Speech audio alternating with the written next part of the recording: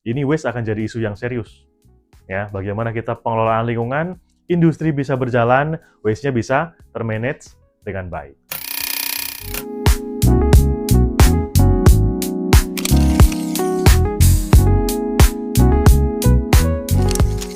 Halo teman-teman safety semuanya, pada periode kali ini kita akan bahas untuk video upskill-nya terkait dengan K3 lingkungan, dan nanti di video selanjutnya ada terkait dengan waste management.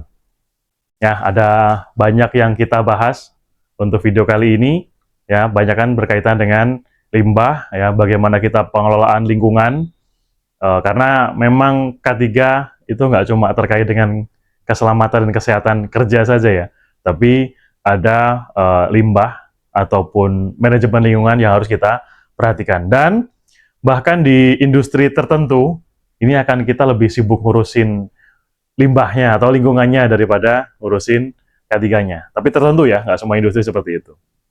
Nah, kenapa topik ini jadi menarik kita bahas? Karena memang seorang ahli K3 itu tidak hanya mengurus terkait dengan kesehatan, keselamatan kerja saja, ya. Mungkin alat berat lah, mungkin ada potensi kerja di ketinggian, jatuh, dan lain-lain ya.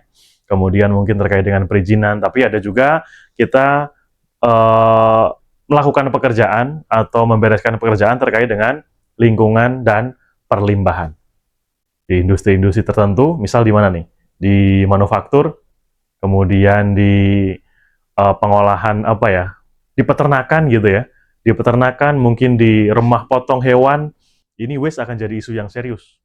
Ya, bagaimana kita pengelolaan lingkungan, industri bisa berjalan, waste-nya bisa termanage dengan baik.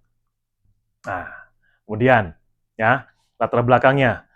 Dalam pembangunan yang berkelanjutan memerlukan modal dasar antara lain adalah manusia dan sumber daya alam.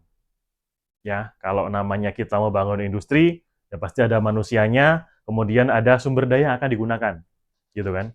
Entah itu gasnya, entah itu mungkin panas, entah itu dari apa lingkungan mungkin, ada pertambangan dan lain-lain. Ini kan apa yang digunakan untuk industri gitu kan, jadi bahan bakunya. Kemudian kita sebagai manusia ataupun kalau di industri perusahaan gitu ya, itu bisa berperan sebagai perusak atau pengembang dalam lingkungan hidup. Potensi perusaknya tinggi, ya. Pengembangnya juga ada. Nah, ini harus kita kontrol ya, agar industri bisa berkembang, tapi potensi kerusakan bisa ditekan.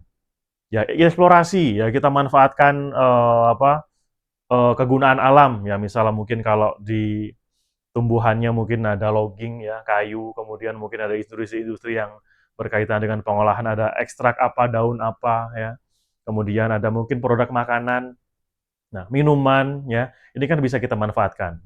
Kemudian kalau di yang hewani mungkin ada peternakan ya, kemudian pemotongan, resto mungkin ya, ataupun makanan-makanan yang lain ini dimanfaatkan ya, kemudian kita bisa tekan untuk potensi pencemaran lingkungannya.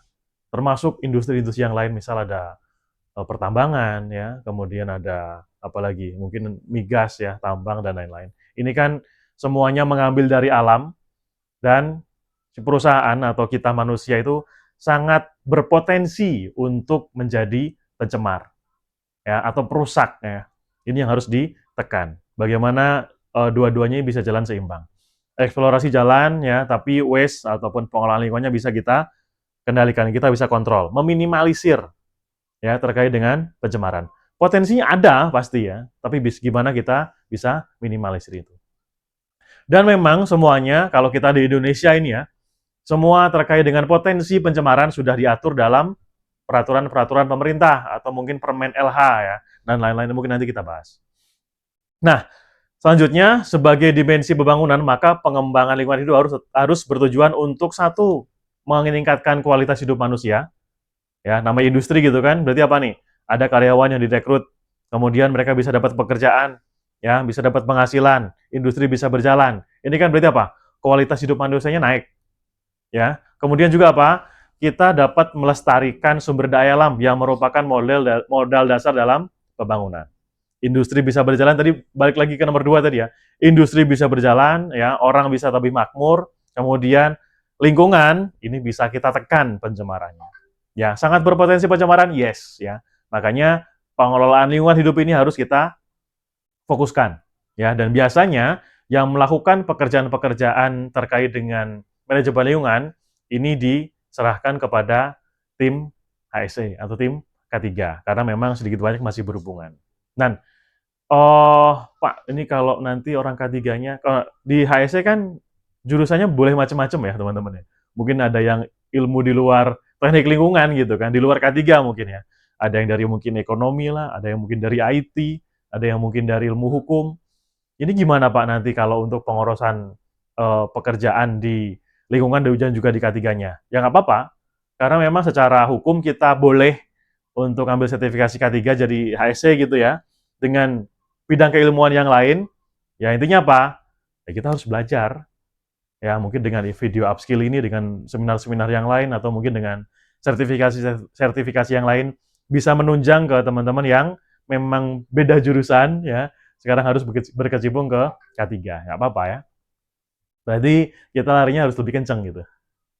Oke, dalam pengelolaan lingkungan ada beberapa pengertian yang harus kita pahami ya. Pertama, sudah ada lingkungannya, baik itu sumber daya alamnya, kemudian sumber daya mineralnya, mungkin juga terkait dengan orangnya ya. Di sini apa berarti terkait dengan lingkungan hidup? Di sini adalah kesatuan ruang dengan semua benda, daya, keadaan, dan makhluk hidup termasuk manusia, dan perilaku manusianya ya, termasuk perilaku alamnya, yang mempengaruhi kehidupan dan kesejahteraan manusia dan makhluk hidup lainnya. Sudah ada iklimnya nih, sudah ada apa nih namanya? Ekosistemnya. Ya, ada tumbuhan, ada energi mungkin dari alam, ada mungkin binatang, ada manusia ya. Ada iklimnya sudah ada, ya sudah tersedia gitu kan. Nah, ini namanya lingkungan hidup. Yang kedua, ada pencemaran. Ya, di sini apa? Adalah masuknya makhluk hidup atau zat atau energi atau komponen yang lain ke dalam lingkungan hidup oleh kegiatan manusia. Ya, sehingga kualitasnya turun sampai ketika tertentu yang menyebabkan lingkungan hidup tidak dapat berfungsi sesuai dengan peruntukannya. Tadi kan sistemnya sudah ada nih, ekosistem sudah ada. Kemudian apa? Ada masuknya entah itu makhluk hidup, entah itu zat, entah itu energi, ya entah itu unsur-unsur yang lain yang masuk dengan dari hasil industri gitu lah ya. Nah ini nanti masuk ke dalam ekosistem alam tadi dan akhirnya apa? Mempengaruhi kualitas lingkungan. Nah ini yang jadi isu kita. Ya potensinya tinggi di sini. Jadi ini yang harus kita tekan. Ya ada lingkungan hidup, ada potensi pencemar, ada pencemaran.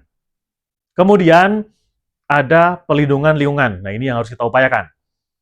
Perlindungan lingkungan adalah rangkaian upaya untuk melindungi lingkungan terhadap perubahan dampak negatif yang ditimbulkan oleh suatu kegiatan, agar tetap mampu menyerap pencemaran dan mendukung kehidupan manusia dan makhluk hidup lainnya. Nah ini teman-teman, setiap kita melakukan industri, ya industri apapun lah ya, mau itu perkebunan, ya mau itu peternakan, mau itu industri makanan, mau itu industri garmen, mau itu industri apalagi pertambangan. Nah ini semuanya apa?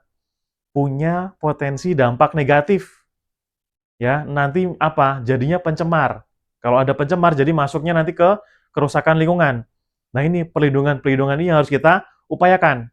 Ya agar apa? Tidak terjadi pencemaran atau kita bisa tekan pencemarannya agar lingkungan hidup tadi bisa berjalan dengan semestinya. Nah, ini berarti ya, agar apa? Jadi upaya kita ini agar tetap mampu menyerap pencemaran dan mendukung perhidupan manusia dan makhluk hidup lainnya.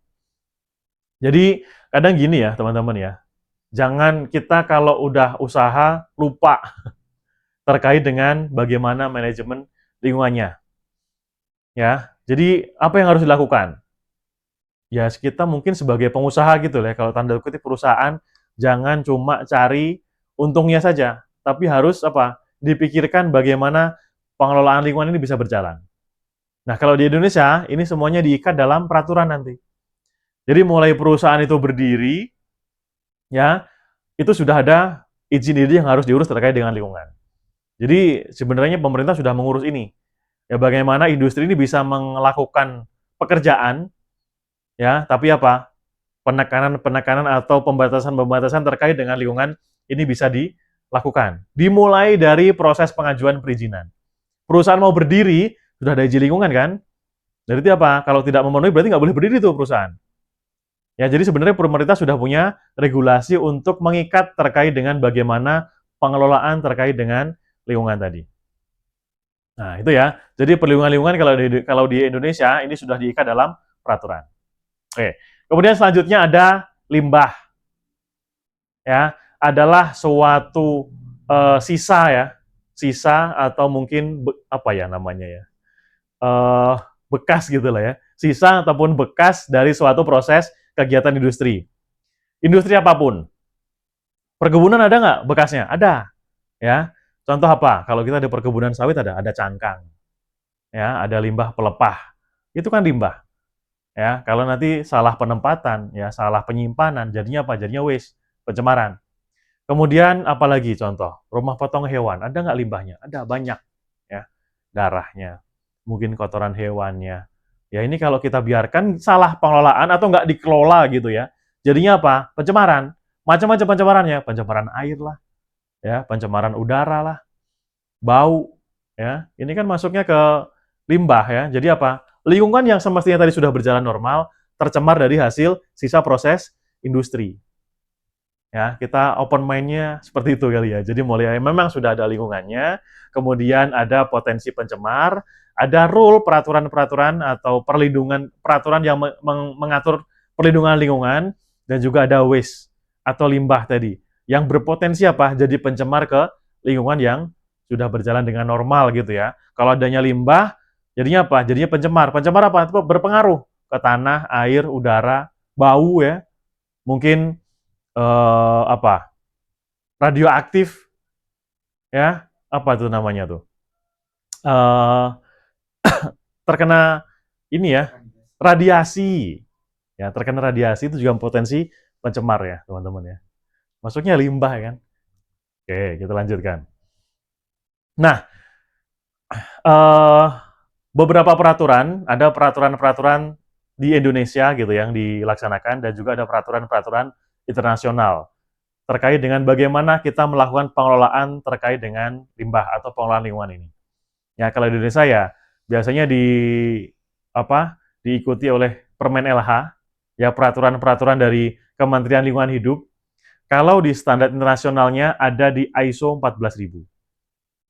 Ya, ini sudah banyak digunakan sebagai standar untuk perusahaan-perusahaan, perusahaan jenis apapun ya. Ketika mereka berpotensi untuk melakukan pencemaran, nah ini akan menjadi standar.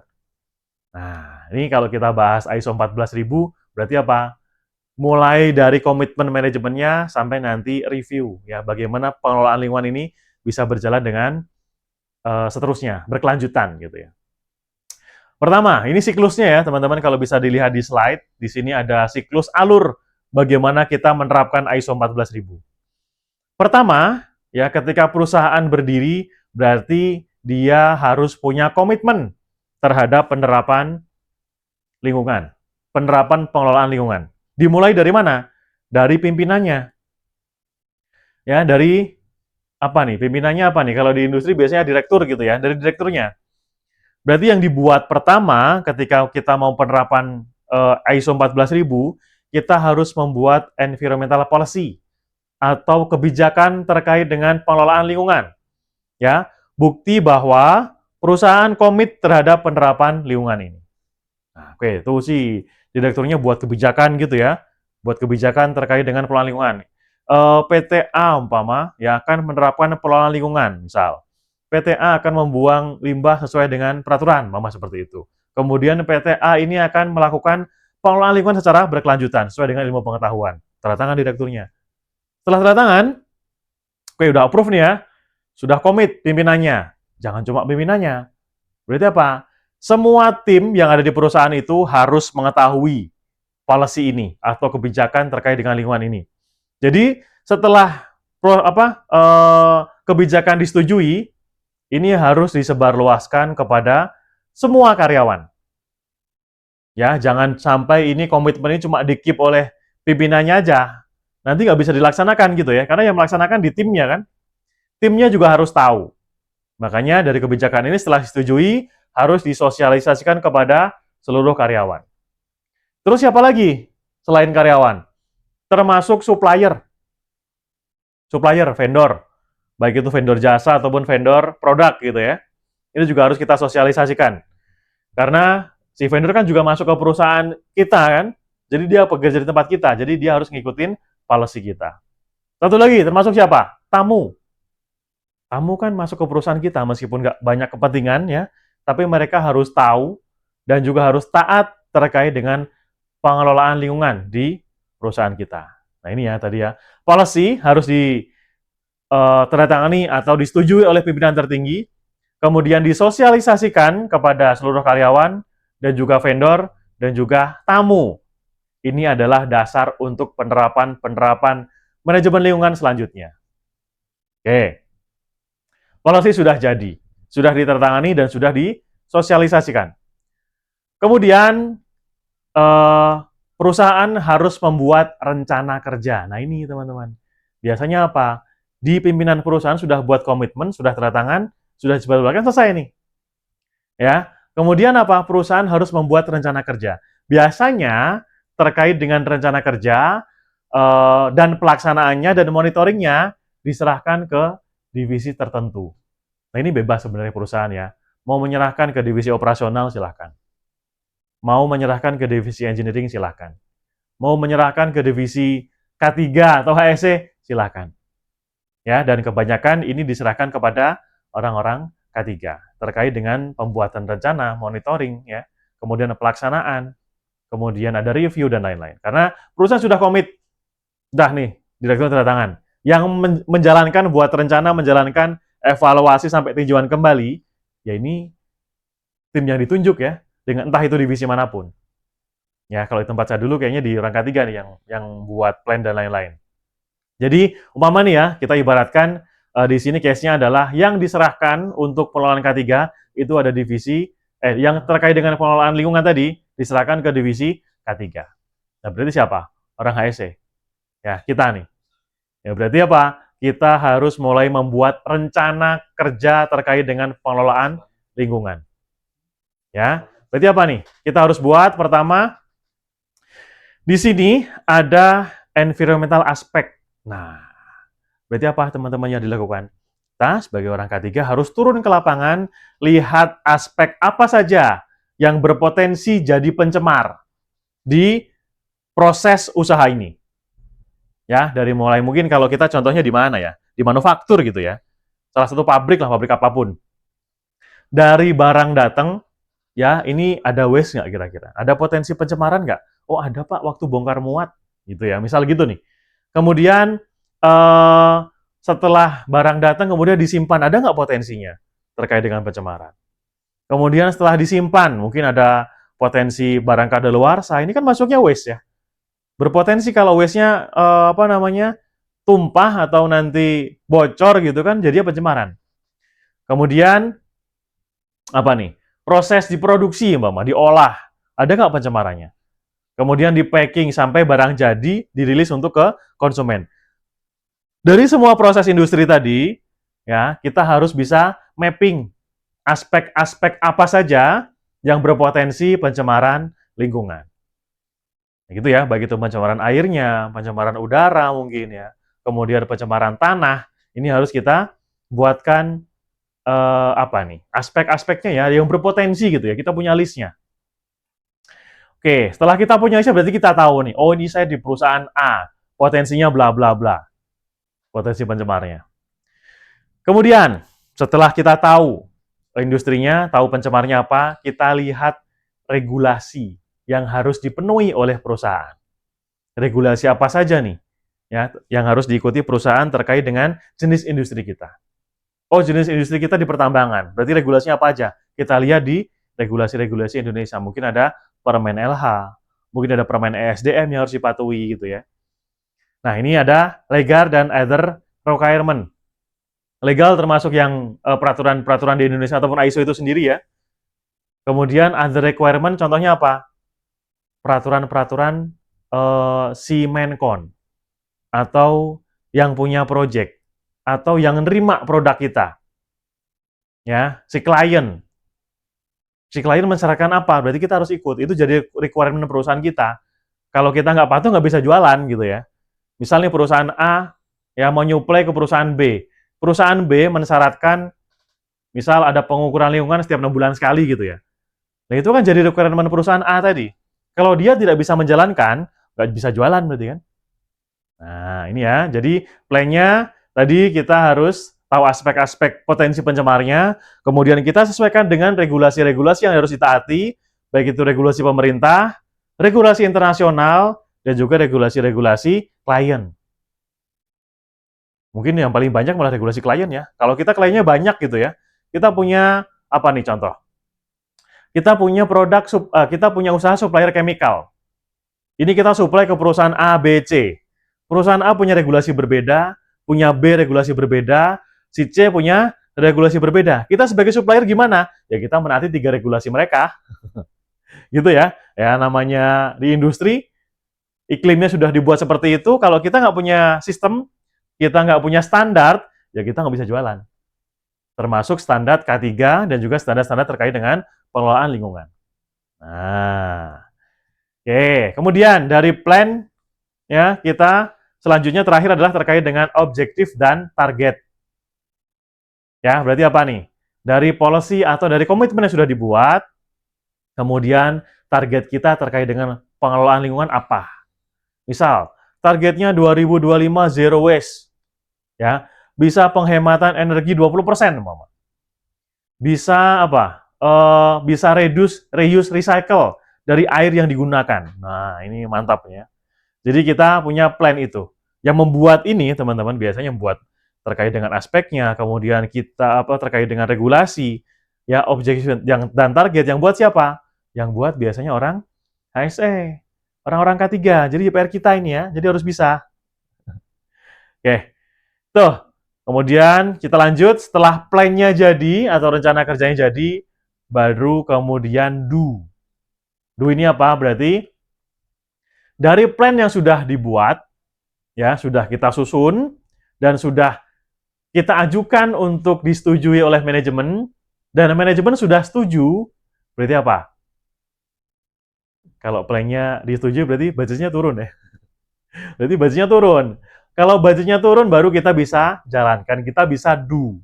Teman-teman punya rencana bangun istana, ya kan? Contoh gitu. Kita mau bangun istana. Kemudian kita ajukan budget sekian, Pak, kita mau bangun istana nih.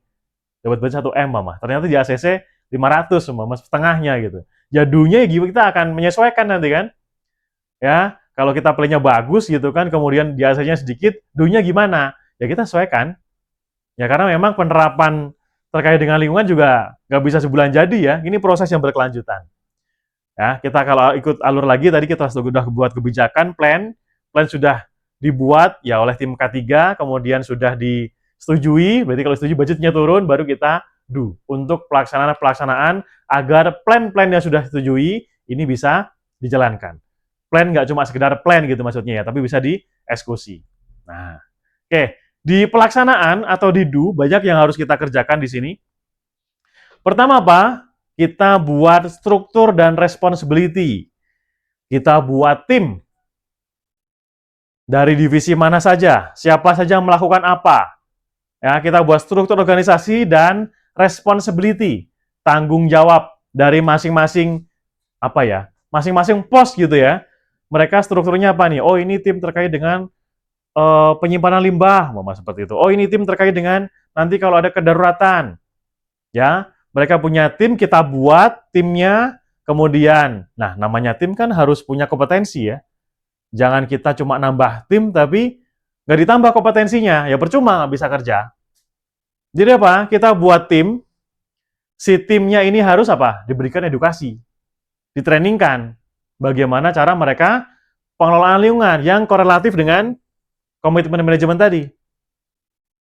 Nah, timnya sudah dibuat strukturnya, kemudian sudah diberikan edukasi atau sudah ditrainingkan, dan mereka harus dibuatkan tanggung jawab dari masing-masing pos tadi. Ya, mereka punya timnya, punya ilmunya, harus ada tanggung jawabnya. Ya, si A bertanggung jawab terhadap apa? Si B bertanggung jawab terhadap apa? Si C bertanggung jawab terhadap apa? Nah, gitu ya. Kemudian, objektif dan target program disesuaikan dengan plan-nya tadi. Kita buatkan dari rencana kerja yang sudah ada, berarti kita turunkan nih. Kita punya rencana bangun istana, berarti mulai apa? Mulai bangun fondasi dulu. Ya, mulai bangun strukturnya dulu. Mulai bangun atapnya, mulai bangun dindingnya. Ya, sampai nanti jadilah sebuah istana tadi. Jadi, lingkungan juga sama. Ya, kita buat objektif, target, dan program. Oh, kita mau zero waste nih. Berarti apa?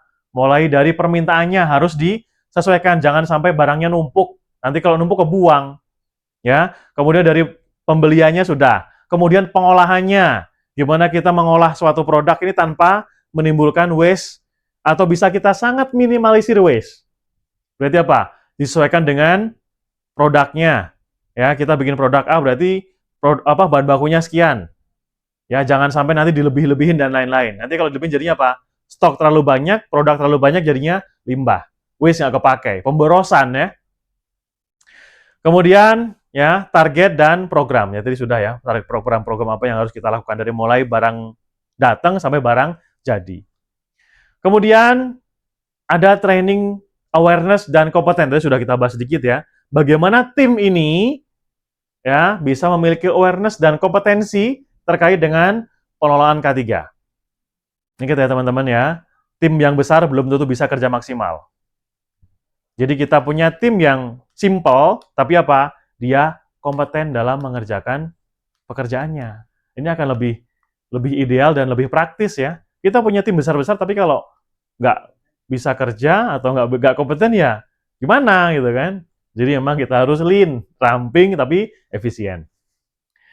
Oke, kemudian setiap program yang dibuat, jangan sampai ini cuma jadi programnya K3. Karena kan untuk penerapan ISO 14000 ini nggak cuma di K3 aja, tapi di seluruh unsur di industri tadi. Seluruh divisi berarti ya. Ya, seluruh divisi. Berarti apa? Target, standar, ataupun program-program yang sudah kita buat, kita sosialisasikan juga kepada divisi-divisi yang lain. Biar apa? Mereka juga bisa menjalankan. Ya, kalau orang K3 kan apa? Ini akan motor pergerakan perubahan gitu kan.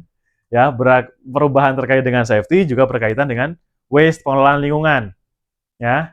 Jadi kita sebagai motornya, kita sosialisasikan tuh. Kita punya program A, B, C, D, E ke masing-masing divisi. Biar program ini nggak cuma di kita nih, di K3 nih. Kalau cuma di kita, ya percuma. Kita babak belur mungkin ya, mengerjakan sendiri dan merasa sendirian. Ya. Jadi kita harus komunikasikan. Kemudian, namanya punya sistem, punya target, punya rencana, berarti apa? Harus punya dokumen. Berarti harus apa? Dokumen ya. Berarti kita buat dokumen dari apa nih? Kalau kita merujuk ke ISO 9000, penyusunan dokumen ini mulai dari manualnya, prosedurnya, instruksi kerjanya, dan juga form-formnya. Ya, hierarki dokumen. Ada manual, ada prosedur, ada WI atau IK, ada form. Nah, kalau kita bicaranya lingkungan, berarti kita buat manual terkait dengan lingkungan, kita buat prosedur-prosedur terkait dengan pengelolaan lingkungan, kita buat WI ataupun instruksi kerja terkait dengan pengelolaan lingkungan, dan untuk memastikan WI dan SOP ini berjalan, kita buat form-form checklist ya, bukti bahwa pengelolaan lingkungan ini sudah dijalankan. Nah, berarti kita harus punya dokumen. Oke. Kemudian setelah punya SOP-nya, berarti apa? SOP-nya ini untuk standar atau dasar menjalankan suatu pekerjaan gitu kan. Nah, sudah punya SOP-nya ya sebagai dasar untuk melakukan pekerjaan berjalan berarti harus apa? Di monitoring. Ya, operasional control. Ini SOP saya sudah bener nggak sih? Bisa nggak dijalankan? Jangan sampai kita punya SOP bagus, tapi nggak bisa dipakai di lapangan, percuma. Berarti harus dicek SOP kita sesuai apa nggak dengan pekerjaan lapangan. Ya, kemudian terakhir terkait dengan do atau terkait dengan pelaksanaan pengelolaan lingkungan, kita punya emergency prepare dan juga respon. Ya, jadi kalau emergency prepare berarti apa? Kita harus balik lagi nih, nyambung lagi nih. Kalau prepare berarti kita harus tahu potensi pencemarannya. Ya, berarti kita harus tahu juga, harus buat juga terkait dengan timnya, terkait dengan emergensi. Kalau terjadi apa, siapa melakukan apa. Dan juga respon. Berarti timnya harus sigap. Tim nggak cuma sekedar tim, tapi harus punya kompetensi terkait dengan pengelolaan emergensi lingkungan tadi. Jadi terkait dengan do, mungkin saya review sedikit, kita harus buat strukturnya dan tanggung jawab, kita buat objektif targetnya dan juga program-program yang dijalankan, kemudian kita buat edukasi ya, terkait dengan pengelolaan lingkungan ini, kita komunikasikan program-program kita buat dokumennya, kemudian kita buat monitoring dokumen ini, SOP ini atau W ini bisa berjalan atau tidak. Nanti kalau memang ada penyesuaian harus kita evaluasi. Kemudian terakhir adalah emergency prepare atau kita siapkan tim, prosedur dan juga peralatan ketika terjadi emergensi, ada potensi pencemaran. Ya, dan juga responnya. Kita simulasikan timnya, prosedurnya dan juga alat-alatnya. Nah, gitu ya teman-teman ya. Oke, terkait dengan policy sudah, plan sudah, pelaksanaan sudah. Kita lanjut ke cek. Ya, plan yang sudah direncanakan, do yang apa saja program-program yang dilaksanakan, ini kita harus cek. Ya, normalnya berapa nih ngecek nih? Jadi, kalau belum dijalankan bisa dicek ya? Nggak bisa ya. Jadi, pengecekan ini bisa berjalan kalau sudah dilaksanakan. Jadi teman-teman kalau pelaksanaan program ISO 14000 ini butuh waktu ya. Dari mulai plan, do, check mungkin rentangnya 3 bulan nih minimal. Kita baru buat plan, do sebulan, aduh kemudian dicek. Apa yang dicek nggak ada? Ya, jadi dari mulai plan, do ke check ini mungkin normalnya ya minimal 3 bulan ya teman-teman. Baru ada produk-produk atau ada dokumen-dokumen yang bisa dicek. Kalau belum berjalan, ya apa yang dicek? Nggak ada. Ya, nah dari pengecekan ini kalau kita lihat, ya ada program-program terkait dengan pengecekan. Contohnya apa? Environmental Management System Audit. Jadi di audit ya, program-programnya sesuai apa enggak, berjalan apa enggak, efektif atau tidak, orang-orangnya mau menjalankan atau tidak. Ya, kemudian ada monitoring dan measurement. Ya, performance dan corrective action. Ya, preventif dan corrective action-nya berjalan gitu ya. Kalau memang ada prosedur yang tidak sesuai, ya berarti kita harus perbaiki. Ada WI yang tidak bisa dijalankan, atau ada WI yang percuma kalau dijalankan gitu ya. Ada WI ini kita buat prosedur, tapi nggak bisa dipakai nih. Ya berarti kita harus perbaiki. Kemudian terakhir, pengecekan dari dokumen-dokumen. SOP-SOP yang sudah dijalankan, ini apakah sudah nyampe ke tim ke divisi-divisi yang lain gitu ya. Apakah mereka paham dan mereka menjalankan? Jangan sampai dokumennya cuma ada di HSE nanti. Jadi proses pengecekan ini ya dari do tadi yang sudah dijalankan baru kita bisa cek dengan sistem audit, ya countermeasure, dokumen kontrol dan lain-lain. Nah, setelah cek kan pasti ada temuan ya teman-teman ya. Setelah dicek, oh ternyata prosedurnya nggak bisa jalan ini Pak. Setelah dicek, oh Pak, setelah dijalankan nggak guna Pak, nggak ada perubahan. Ya, ini jadi bahan kita untuk apa? Manajemen review. Ya, perbaikan yang berkelanjutan, direview oleh manajemen. Program kita ini berjalan maksimal nggak sih? Ya, misal ada beberapa poin yang jadi isu, beberapa poin yang tidak bisa berjalan. Ini harus manajemen ambil keputusan. Ya, ikut review. Oh, ternyata ini loh, ada temuan ini loh, di lapangan ada temuan ini loh. Ini jadi bahan untuk perbaikan, ya, untuk penerapan lingkungan yang berkelanjutan. Nah, ini jadi action ini atau manajemen review ini setelah program ini berjalan tadi ya, direview oleh manajemen. Kalau memang masih ada temuan-temuan yang signifikan, ini bisa jadi bahan evaluasi untuk perbaikan di periode berikutnya. Nah, siklusnya seperti ini. Mungkin sama dengan siklus-siklus sistem yang lain ya. Ada komitmen, plan, penerapan, cek, ya juga review gitu kan. Semua sistem kayaknya seperti ini. Ya, ini mungkin semua teorinya sama, tinggal bagaimana teman-teman nanti menjalankan atau melaksanakan program-program lingkungan ini di lapangan. Ya, karena poin-poin ujungnya sama nih. Ya, alir dari penerapan sistemnya sama, PDCA gitu kan, plan, do, check, action. Oke, Kita sudah bahas terkait dengan ISO 14.000 ya. Next, terkait dengan peraturan-peraturan di Indonesia. Wah, ini banyak nih teman-teman, apalagi yang baru-baru nih. Mungkin ada beberapa mungkin yang belum disebutkan di sini, ya. Teman-teman nanti bisa update sendiri ya terkait dengan peraturan-peraturan lingkungan. Apalagi sekarang eh, KLH dipisah ya antara kehutanan dan juga lingkungan gitu kan. Jadi mungkin peraturannya ada yang berubah. Nanti bisa update karena memang mungkin setelah 2020 kali ya, apa 2021 ya banyak amandemen atau perubahan-perubahan terkait dengan peraturan terkait dengan lingkungan.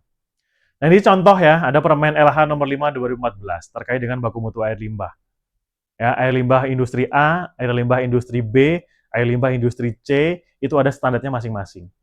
Garmen gitu ya, kemudian industri makanan, kemudian ada industri restoran. Ini punya baku mutu limbah yang berbeda-beda.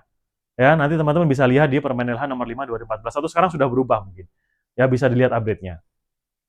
Kemudian ada Permen LH nomor 4 tahun 2020 terkait dengan pengangkutan limbah B3. Dan juga ada Permen LH nomor 6 tahun 2001 terkait dengan pengelolaan limbah B3.